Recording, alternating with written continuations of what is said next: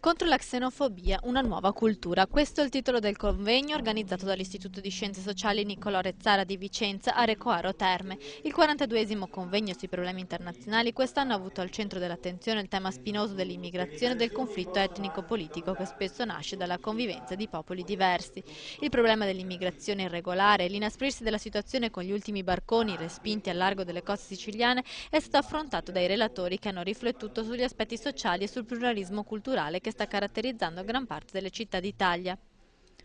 A Recoaro Terme, nel suggestivo Salone delle Fonti, si sono ritrovati per 3 giorni di dibattito che ha visto la presenza di numerosi esperti del mondo dell'università e della Chiesa, a partire dal vescovo di Vicenza, Cesare Nosiglia, che ha aperto i lavori. L'immigrazione e i suoi riflessi sulla società, sull'economia e sulla religione sono stati temi centrali anche alla luce del nuovo decreto sicurezza. Con i respingimenti, io sempre dico che bisogna fare una distinzione per quanto riguarda i migranti economici e per quanto riguarda richiedenti asilo e rifugiati, che poi vanno insieme anche con la categoria di coloro che sono oggetto del traffico di esseri umani. Naturalmente in genere la stampa eccetera non fa distinzioni, invece bisogna tenere presente questa distinzione fondamentale.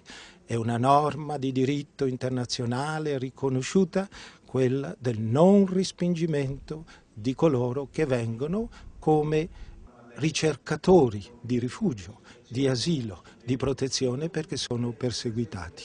Io credo che i nodi siano almeno due, uno di una sana e onesta e vera laicità, che tenga presente che esistano altre religioni ormai in questo paese, che bisogna appunto tenerne conto, al di là del fatto che possono piacere o meno, essere più o meno simpatiche, e l'altro una riflessione seria sul pluralismo.